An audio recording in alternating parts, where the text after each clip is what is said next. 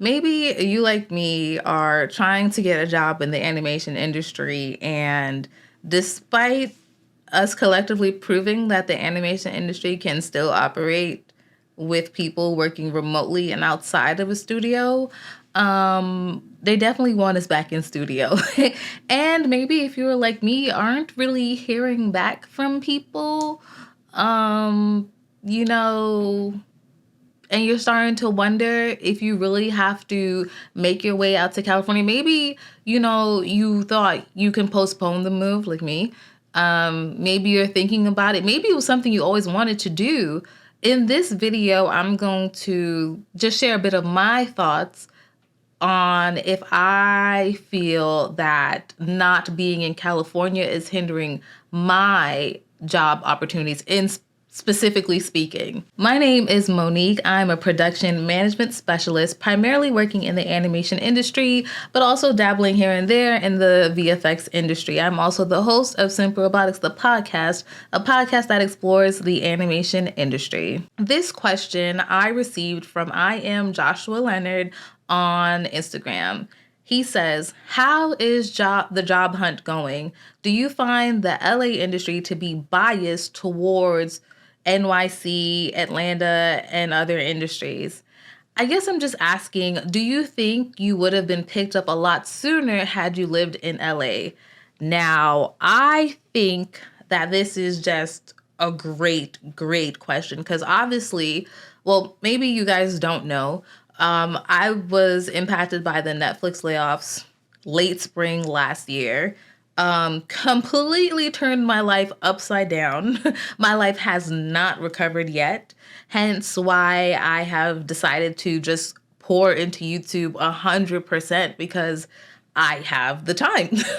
I have the time as I'm trying to figure out my next steps and things like that, right?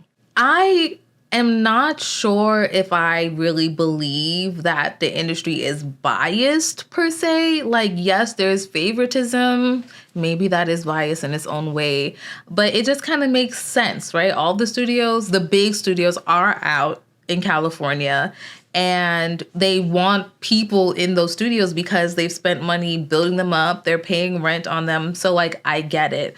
However, I can say that from my own personal experience with all the interviews I've been doing since May of 2022 is that there's a lot of independent studios and smaller studios that have leaned into virtual production, remote production, and things in that capacity, having more hybrid teams, having some people, yes, in studios and some people out.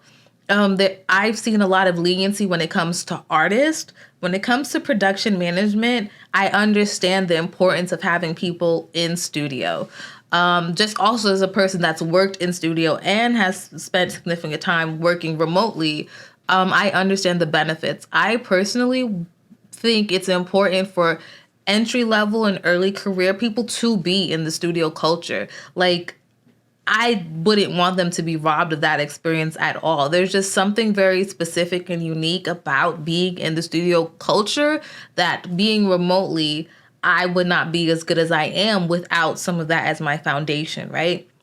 However, my communication has leveled up tremendously because I was working remotely with people, and I had to be real innovative about the way that I was cultivating community amongst my team, right? So I think that's also very important. Now, when it comes to me personally thinking if I would have gotten a job quicker had I been in California, I don't think that's my personal hurdle 100% or my obstacle 100%.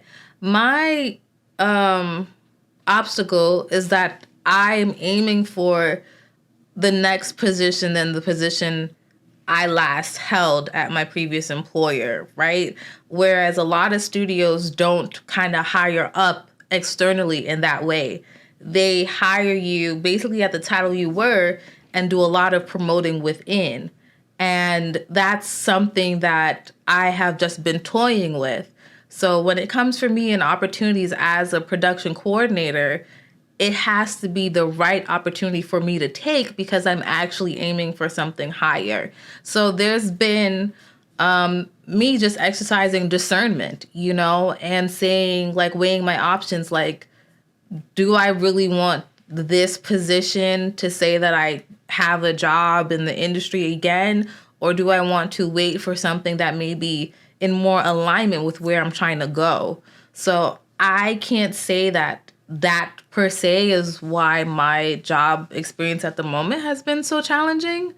I will also say that a lot of people in the industry have been let go, and they're not creating that many jobs. So things definitely are more competitive, and it would have helped me for sure had I been in California, but I'm not seeing that many open positions or positions openings for what I want versus where I'm kind of like coming from, if that makes sense. Otherwise, the job hunt is going, I think, pretty standard. It is what it is. I'm talking with a lot of people. I'm networking like crazy. I'm getting on a lot of people's radars. However, again, this time in between has allowed me to just continue pouring into the platforms that I have and the things that I have going. So I don't know. I don't know what to say. If you have found this video to be in the least bit helpful, share it with somebody else. Leave comments below. What do you think? I mean, if you guys want me to make like a part 2 or something, leave your comments below. If you enjoy this video, I'm actually going to be doing a live stream with my 2 friends, Deborah of Black Women Animator and Jen from Animation Complex. And we're going to be talking about relocating to LA, since both of them actually moved from the East Coast to the West Coast basically for work, and they were a bit resistant and didn't really want to, but the opportunity presented that itself to them and they went for it. So, leave your questions and comments below in this video, and who knows, we may be answering it in the live stream. The details for the live stream will be below, and when the live stream has passed, it will just be the link to the replay. So again, my name is Monique. You can find me on all social media platforms at Simple Robotics, SIMPLYROBOTIX. And if you enjoyed this video, subscribe to the channel because there will be more where this came from. Bye. See you next time.